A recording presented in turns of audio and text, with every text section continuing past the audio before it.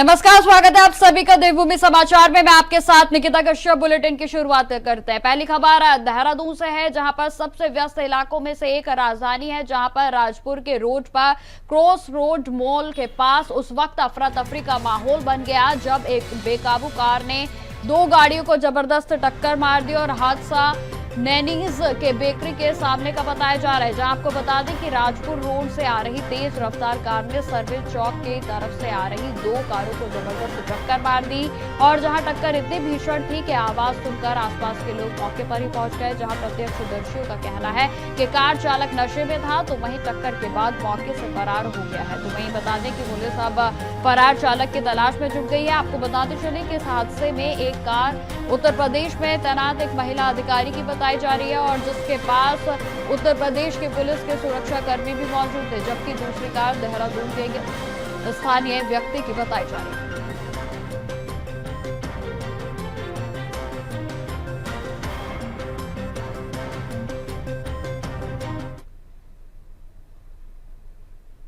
उत्तराखंड के रुद्रप्रयाग, चमोली और टिहरी में जनपदों में बादल फटने की घटनाओं ने जनजीवन को पूरे तरीके से प्रभावित किया है और जैसे ही सूचना मिली, मुख्यमंत्री पुष्कर सिंह धामी ने तत्काल संबंधित जिलों से जिलाधिकारियों से फोन पर बातचीत की। तो वहीं आपको बता दें कि मुख्यमंत्री ने निर्देश दिए हैं और राहत और बचाव कार्यों को त्वरित गति से संचालित किया जाए के भी निर्देश दिए गए। उन्होंने कहा कि प्रभावित लोगों को तुरंत सुरक्षित स्थानों पर पहुंचाया जाए, किसी भी प्रकार की देरी स्वीकार नहीं की जाएगी। शुक्रवार को मुख्यमंत्री पुष्कर सिंह धामी के द्वारा आवास में आयोजित उच्च स्तरीय बैठक में धामी ने स्पष्ट कहा कि सड़क, बिजली और पेयजल जैसी मूलभूत सुविधाएं जल्द से जल्द बहाल की जाए। बचाव कार्यों में लगे जवान, प्रशासनिक अधिकारी और स्थानीय लोग सभी मिलकर जनमानस की सुरक्षा में जुटे हैं। तो वहीं आपको बताते चले कि संकट की इस घड़ी में उत्तराखंड एकजुट है। ये तमाम निर्देश से पुष्कर सिंह धामी की ओर से दिए गए।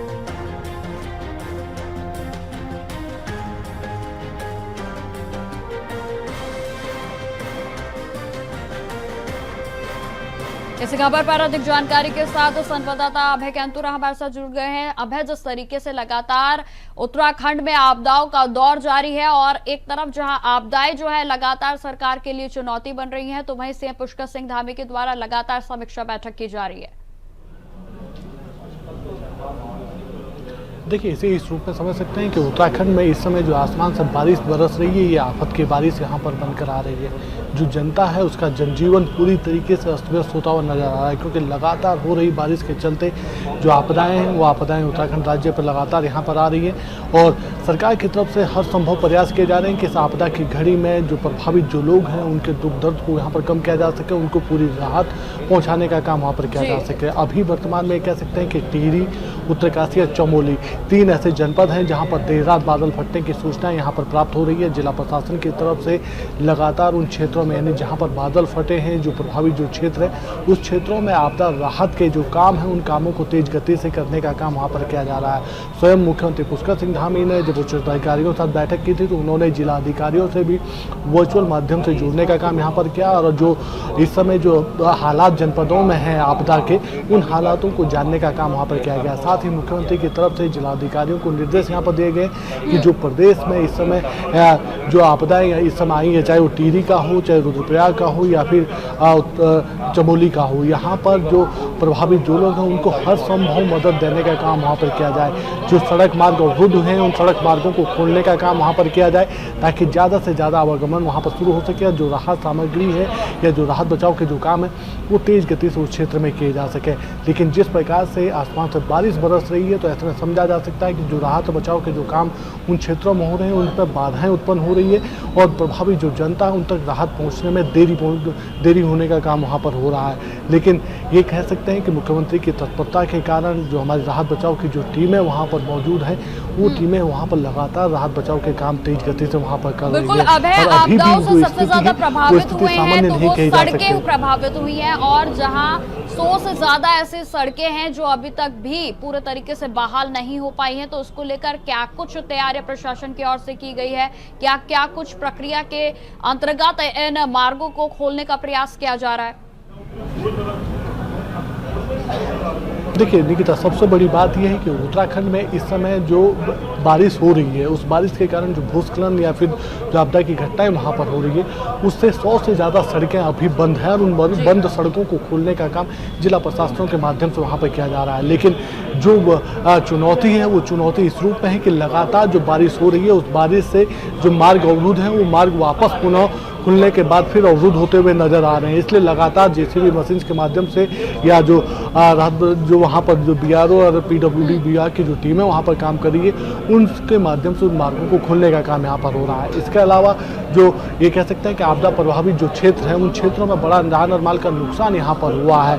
और ये कह सकते हैं कि जो लगातार जो बारिश हो रही है, उससे नदियों का जो जलस्तर है वो भी खतरे के निशान को पार करता हुआ यहाँ पर दिख रहा है। अलकनंदा और मंदाकिनी नदी इस समय खतरे के निशान को से ऊपर यहाँ पर बहने का काम नदियों का यहाँ पर हो रहा है। इसीलिए जिला प्रशासनों के माध्यम से चमोली और रुद्रप्रयाग में इस समय जो जनता जो नदियों के किनारे जो लोग रहते हैं, उनको सुरक्षित स्थानों पर जाने के लिए यहाँ पर कहा जा रहा है। पुलिस प्रशासन देर रात से ही अवेयरनेस यहाँ पर करने का काम, उस पब्लिक को अवेयरनेस करने का काम यहाँ पर कर रही है। लेकिन जिस प्रकार से बारिश यहाँ पर हो रही है, वो बड़ी चुनौती यहाँ पर बन रही है। इसीलिए इस समय कह सकते हैं कि जो लगातार राहत बचाव की जो टीमें हैं वो युद्ध स्तर पर काम वहाँ पर कर रही है। जी बिल्कुल। अब अगर बात की जाए आपदा से जो ग्रसित एरियाज हैं, उसमें सबसे ज्यादा अगर कोई प्रभावित हुआ है तो वो हुआ है निचले इलाकों में रहने वाले लोग। तो उनके लिए क्या कुछ बंदोबस्त सरकार की ओर से किए गए हैं? देखिए, इस समय बंदोबस्त के लिए सीधे तौर पर कहा जाए तो पूरी तरीके से जो राहत बचाव की जो टीम है वो तो वहाँ पर मुस्तैदी से काम कर ही रही है। जिला प्रशासन के जो अधिकारी हैं वो भी लगातार उन क्षेत्रों पर राहत बचाव के जो काम है उनको उनके साथ समन्वय बनाने का काम वहाँ पर करें, ताकि ज़्यादा से ज़्यादा लोगों को राहत वहाँ पर पहुँचाई जा सके। जो निचले इलाके पर जो लोग रहते हैं, नदियों के किनारे जो लोग रहते हैं, चाहे वो आपके शहरी क्षेत्र का हो या फिर ग्रामीण क्षेत्र के जो लोग हैं, उनको सुरक्षित स्थानों पर शिफ्ट करने का काम यहाँ पर किया जा रहा है। जिस प्रकार से शिफ्टिंग के काम हो रहे हैं, तो ऐसे में समझा जा सकता है कि जो प्रभावित जो लोग हैं उन तक राहत पहुंचाने के काम वहां पर हो रहे हैं। जी ठीक है। अब तमाम जानकारी के लिए आपका बहुत बहुत धन्यवाद।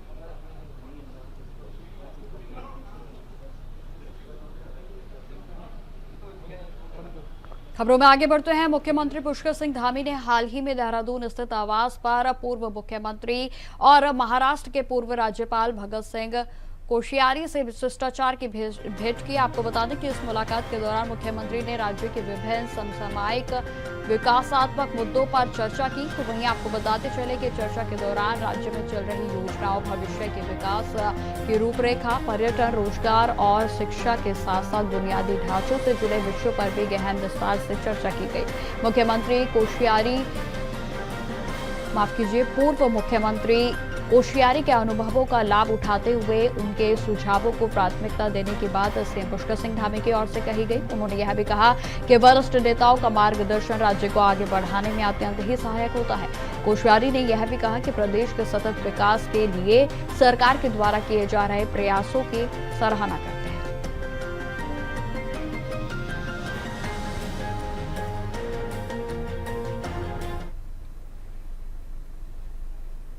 खबर उत्तरकाशी से है, जहां पर जिले में टिहरी की सीमा से लगे चिनियासी सोड में पास नगुन के पास सुबह आज अचानक से लैंडस्लाइड हो गई और जहां पर पहाड़ से मलबा और बड़े बड़े बोल्डर गिरने से मार्ग पूरे तरीके से अवरुद्ध हो गया है और जिससे दोनों ओर यातायात पूरे तरीके से थम गया। तो वहीं आपको बता दें कि हालात ये हैं कि जेसीबी और मलबा हटाने वाली मशीनें दोनों ओर तैनात हैं, लेकिन लगातार गिर रहे बोल्डर राहत कार्य में बड़ी बाधा बन रहे हैं। स्थानीय प्रशासन और आपदा प्रबंधन की टीमें मौके पर मौजूद हैं, लेकिन अब तक मार्ग नहीं खुल सका है।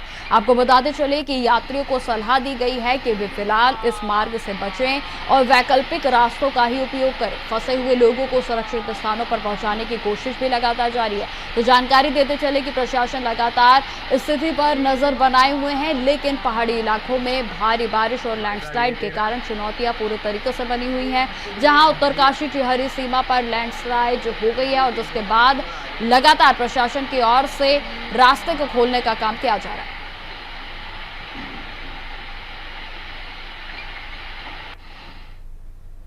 खबरों में आगे बढ़ते हैं। उत्तराखंड फिल्म विकास परिषद के संयुक्त मुख्य कार्यकारी अधिकारी डॉक्टर नितिन उपाध्याय ने हाल ही में मुख्य सचिव आनंद वर्धन से शिष्टाचार की भेंट की।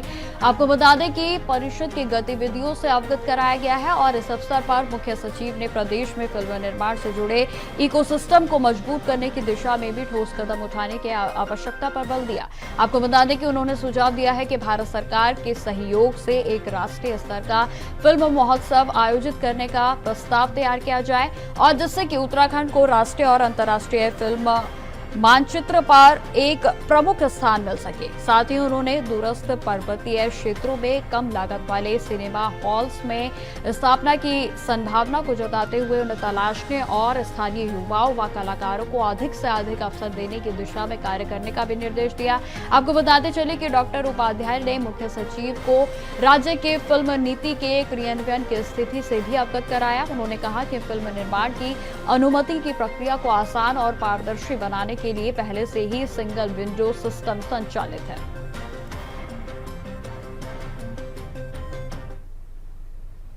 अब खबर देहरादून से है, जहां मुख्यमंत्री पुष्कर सिंह धामी से पार्टी के विधायकों और नेताओं ने मुलाकात का सिलसिला लगातार जारी है। तो हाल ही में वरिष्ठ बीजेपी के विधायक बंसीधर भगत, केदारनाथ विधायक आशा नोटियाल और रुद्रपुर के महापौर विकास शर्मा मुख्यमंत्री से उनके द्वारा भेंट की गई। आपको बता दें कि इन मुलाकातों के दौरान जनप्रतिनिधियों ने अपने अपने क्षेत्रों के विकास से संबंधित आवश्यकताओं, समस्याओं और प्राथमिकताओं को मुख्यमंत्री के समक्ष रखा।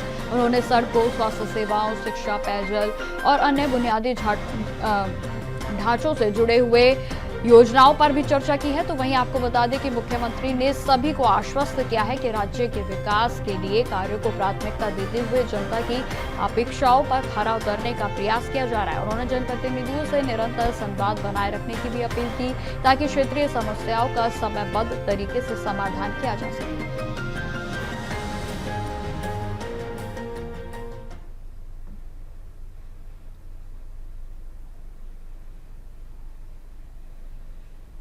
खबरों में आगे बढ़ते हैं। कांग्रेस और आरजेडी के मंच से आदरणीय प्रधानमंत्री नरेंद्र मोदी के निकृष्ट और अमर्यादित भाषा का प्रयोग लोकतंत्र की मर्यादाओं का घोर उल्लंघन है। तो ये सभी बातें जो है वो मुख्यमंत्री पुष्कर सिंह धामी की ओर से कही गई। उन्होंने यह भी कहा यह केवल एक व्यक्ति नहीं बल्कि प्रधानमंत्री के पद की गरिमा और भारत की लोकतांत्रिक संस्थाओं पर भी आघात है। आगे उन्होंने क्या कुछ कहा सुनिए।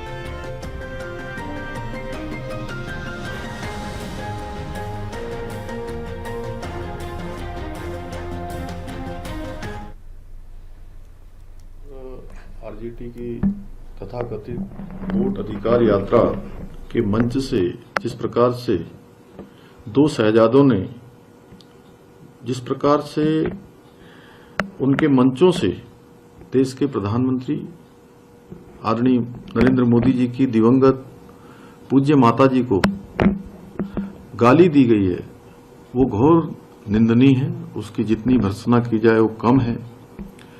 यह कुकृत्य न केवल प्रधानमंत्री जी का अपमान है बल्कि बिहार की गौरवशाली संस्कृति का और परंपरा का भी तिरस्कार है। राहुल गांधी और तेजस्वी यादव को इस शर्मनाक कृत्य के लिए बिहार और देशवासियों से अविलंब इसमें माफी मांगनी चाहिए। यह स्पष्ट है कि कांग्रेस और आरजेडी तथाकथित ईडी गठबंधन को यह हजम नहीं हो पा रहा है कि एक गरीब मां का बेटा देश का प्रधानमंत्री बना और जनता ने उन्हें अपने दिलों में स्थान दिया, जिसने पूरे विश्व के अंदर भारत का मान सम्मान, स्वाभिमान बढ़ाने का काम किया है, जिन्होंने संघर्ष और परिश्रम से गरिमामयी जीवन जिया। उन पुण्य आत्मा माताजी के देवलोक गमन के बाद उनका इस तरह से अपमान करना भारत की महान संस्कृति और परंपरा में कहीं भी स्वीकार्य नहीं है। राहुल गांधी और तेजस्वी यादव ने राजनीति की भाषा को तू तड़ाक और अभद्रता में बदल दिया है। इनके भाषणों से प्रेरित होकर इनके कार्यकर्ता भी लगातार अभद्र शब्दावली का प्रयोग कर रहे हैं। बिहार की जनता और देशवासी इस कुकृत्य को कभी बर्दाश्त नहीं करेंगे और लोकतांत्रिक तरीके से इनको करारा जवाब देंगे। राजनीतिक सूचिता में इस तरह के निकृष्ट बयानों की कोई जगह नहीं है, कोई स्थान नहीं है। ये कामदार और नामदार के बीच की लड़ाई है, जिसका जवाब पहले बिहार की जनता और फिर देश की जनता देगी। खबरों में आगे बढ़ते हैं। उत्तराखंड में योग प्रशिक्षकों की शीघ्र ही तैनाती की जाएगी। आपको बता दें कि उत्तराखंड के उच्च शिक्षण संस्थानों में जल्द ही योग शिक्षा को बढ़ावा देने की दिशा में एक बड़ा कदम उठाया जा रहा है। राज्य के 117 राजकीय महाविद्यालयों में अस्थायी योग प्रशिक्षकों की नियुक्ति प्रक्रिया शुरू हो चुकी है और जिसमें उच्च शिक्षा विभाग के साक्षात्कार की समय सारणी को भी जारी कर दिया गया है, जिसमें 28, 29 और 30 अगस्त को देहरादून विश्वविद्यालय परिसर में साक्षात्कार आयोजित होंगे और हर दिन 4 पालियों में 50-50 अभ्यर्थियों के इंटरव्यू किए जाएंगे। और जिसमें कि आपको बता दें कि प्रदेश के उच्च शिक्षा मंत्री डॉक्टर धन सिंह रावत ने यह भी जानकारी दी है कि साक्षात्कार की पूरी पारदर्शिता के साथ होंगे और जिसमें कि चयनित अभ्यर्थियों को आउटसोर्स के माध्यम से महाविद्यालयों में भी तैनात किया जाएगा।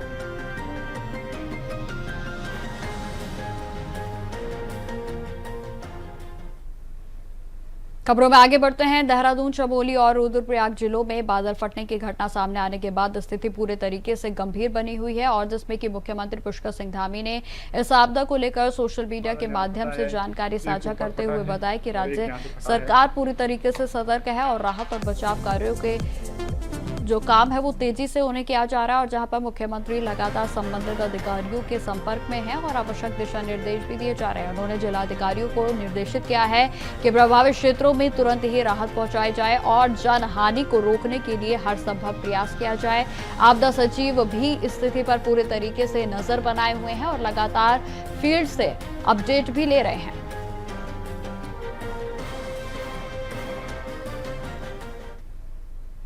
खबरों में आगे बढ़ते हैं। उत्तराखंड में त्रिस्तरीय पंचायत चुनाव की प्रक्रिया पूरी होने के बाद अब शपथ ग्रहण कार्यक्रम ब्लॉक स्तर पर आयोजित किए जा रहे हैं। आपको बता दें इसी कड़ी में ब्लॉक कोटाबाग में न्याय पंचायत बेल पड़ाव में भी नवनिर्वाचित ग्राम प्रधान और वार्ड के सदस्यों ने शपथ ली। शपथ ग्रहण कार्यक्रम का संचालन सहायक पंचायत अधिकारी विनोद कुमार ने किया और इस दौरान सभी निर्वाचित प्रतिनिधियों ने गाँव की सेवा और विकास के लिए ईमानदारी से काम करने की शपथ ली। कार्यक्रम में ग्राम प्रधानों के साथ साथ सभी वार्ड के सदस्य और बढ़ चढ़कर उनके द्वारा हिस्सा लिया गया और जहां लोकतंत्र की मजबूती का संकल्प भी लिया गया।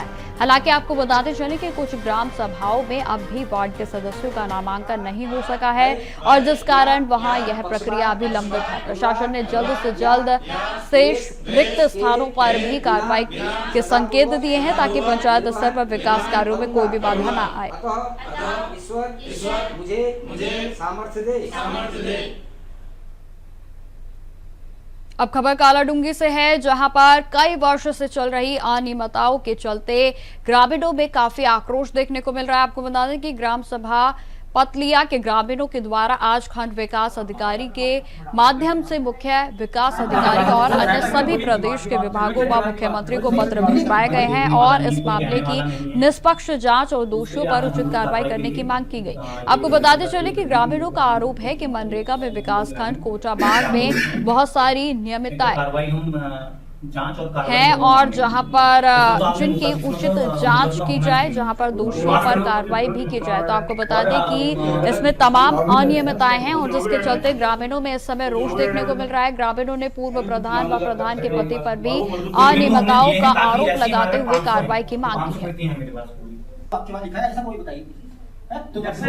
विकास खंड कोटाबाग में कई वर्षों से अनियमितताएं, भ्रष्टाचार लगातार चलता आ रहा है, जिसके लिए आज ग्रामीणों द्वारा एक ज्ञापन खंड विकास अधिकारी जी के माध्यम से मुख्य विकास अधिकारी माननीय मुख्यमंत्री जी और जिला अधिकारी महोदय, कुमाऊं आयुक्त सभी को हमारे द्वारा यहां से प्रतिलिपि भेजी गई है और कई वर्षों से प्रधानों द्वारा और विभागीय कर्मचारियों द्वारा यहां पर कई वर्षों से लाखों रुपए का भ्रष्टाचार किया गया है, जिसके तथ्य और सबूत हमारे पास मौजूद हैं और आज हमारे द्वारा मुख्य विकास अधिकारी को ज्ञापन भिजवाया गया है खंड विकास अधिकारी के माध्यम से।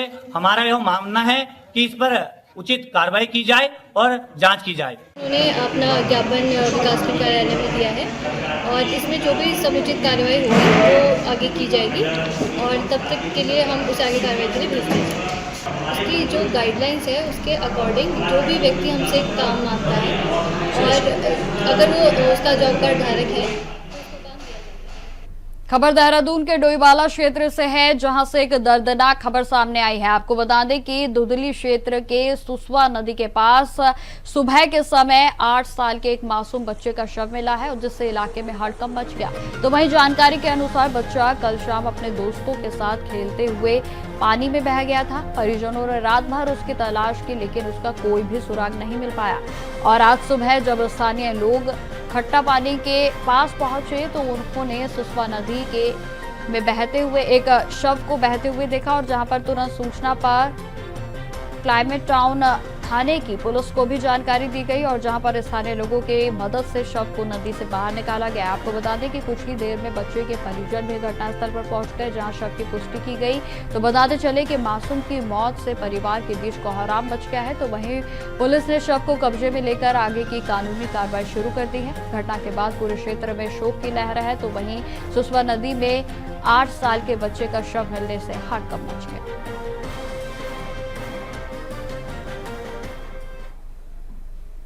उत्तराखंड की सियासत में खलबली मचाते हुए रक्षित रावत ने भारतीय जनता पार्टी पर गंभीर आरोप लगाए हैं। जी आपको बता दें कि पूर्व मंत्री हरक सिंह रावत ने भी दावा किया कि बीजेपी का खर्च खनन कारोबारियों के पास से चलता है। उनका कहना है कि 30 करोड़ रुपए की एफडी बनाई गई थी और जिसमें से 27 करोड़ रुपए की बात पूर्व मुख्यमंत्री त्रिवेंद्र सिंह रावत ने स्वयं ही स्वीकारी थी। आगे उन्होंने क्या कुछ कहा सुनिए। सभी ये तो आपस में ही एक दूसरे को निपटा रहे हैं बुरी तरीके से। मुझे लगता है आज की तारीख में भाजपा में ज़्यादा गुट नहीं बचे हैं। भाजपा में 2 गुट हैं, धामी गुट और बलूनी गुट, और ज़्यादातर लोग बलूनी गुट में दिखाई पड़ रहे हैं। त्रिवेंद्र रावत जी हों, निशंक जी हों, अजय भट्ट जी हों, तमाम सांसद हों, इनके पास, धामी जी के पास अब अपनी साख बचाने के लिए अजय टमटा, गणेश जोशी और महेंद्र भट्ट के अलावा कोई बचा नहीं है। मुझे लगता है मैक्सिमम विधायक भी बलूनी जी की तरफ हैं। अब देखने वाली बात होगी कि ऊँट किस करवट बैठता है। लेकिन हाँ, धागे खोलने तो त्रिवेंद्र रावत जी ने तभी शुरू कर दिए थे जब सदन में खड़े होकर हमारे राज्य में अवैध खनन चल रहा है, इस बात को कहा था।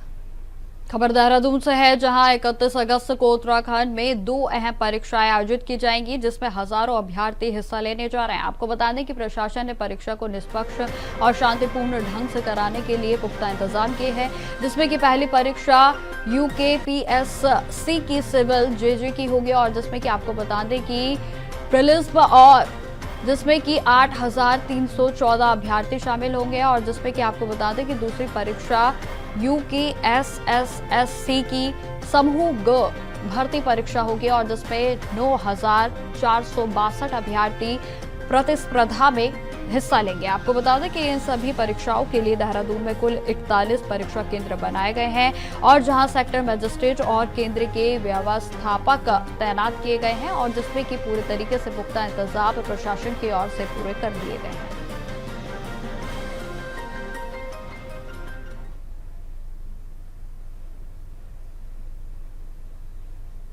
तो फिलहाल मेरे साथ इस बुलेटिन में इतना ही। देश दुनिया की तमाम खबरों की जानकारी के लिए बने रहें हमारे साथ। नमस्कार।